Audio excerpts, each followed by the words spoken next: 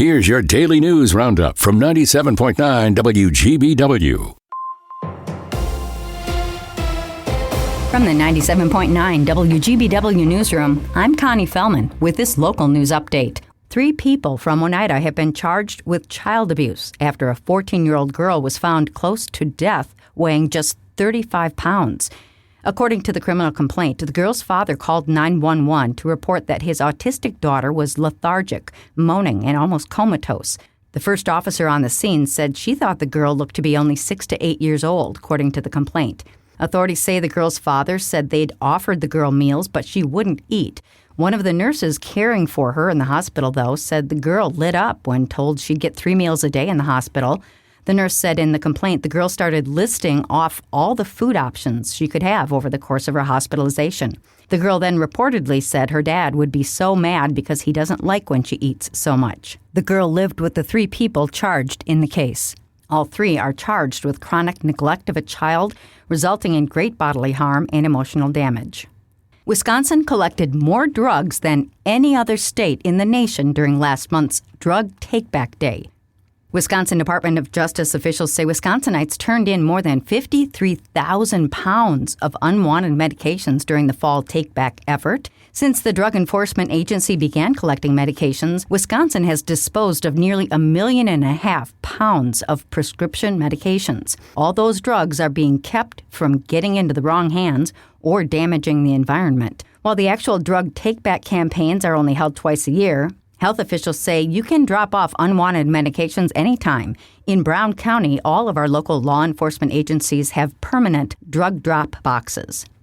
Well, you might not think to look at someone's iPhone as a source for drugs, but researchers are warning parents about vaping devices designed to look like phones. Some even work as smartphones that you can also use to vape. Researchers say the majority of vapers, especially teens, use vapes for nicotine, which is a highly addictive drug itself.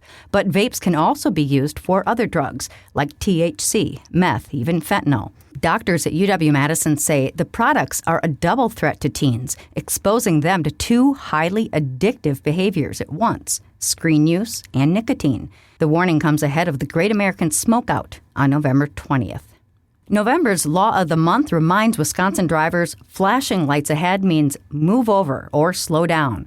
The move over law requires drivers on multi-lane roads to change lanes when emergency vehicles have flashing lights or to slow down if moving over isn't possible. The DOT says it's about protecting responders. 73 have been hit while working roadside in recent years. The Packers have just announced the date for their 2026 charity softball game. The offensive team will take on the defense on June 5th at Fox City Stadium. Packers quarterback Jordan Love is the host. The event raises money for Love's Hands of Love Foundation. Longtime softball game host and legendary Packers wide receiver Donald Driver is also scheduled to attend and interact with fans. Green Bay's Packer party houses could be facing a big opponent. The Green Bay City Council has voted to accept a report recommending major updates to the city's short-term rental policies.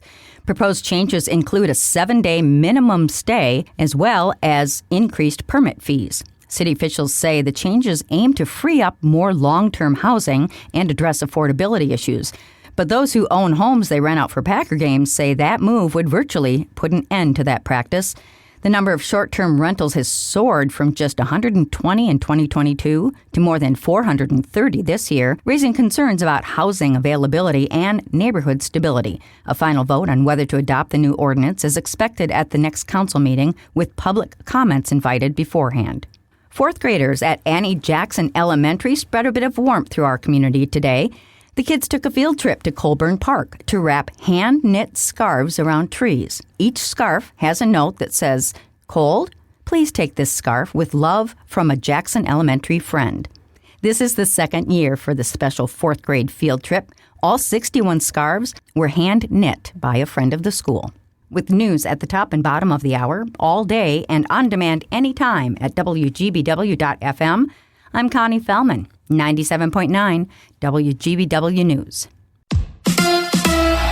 A new center in Green Bay. Hi, I'm Mike Clemens with sports. NFL, the Packers play the New York Giants Sunday in the Meadowlands. Elton Jenkins lost for the season after suffering a fractured bone and ligament damage in his left leg against the Eagles. Sean Ryan will take over at center. I'll make the most of it. Unfortunately, we play a game with, a pretty high injury rate, so it's always the next guy up. But, my number got called, so I got to go out there and perform. Women's college basketball, Wisconsin with a win at home over Bowling Green, 90-78. The Badgers now 3-1. Men's basketball, Marquette over Little Rock, 89-49. NBA, the Bucks losing in Charlotte, 111-100. Doc Rivers asked, did they find any open shots against the Hornets' defense? I thought there were opportunities. We just didn't take them. We were settling on the first option the entire night. I can't wait to see our sets, how many one-pass shots that we took tonight. That's just not how we've ever played.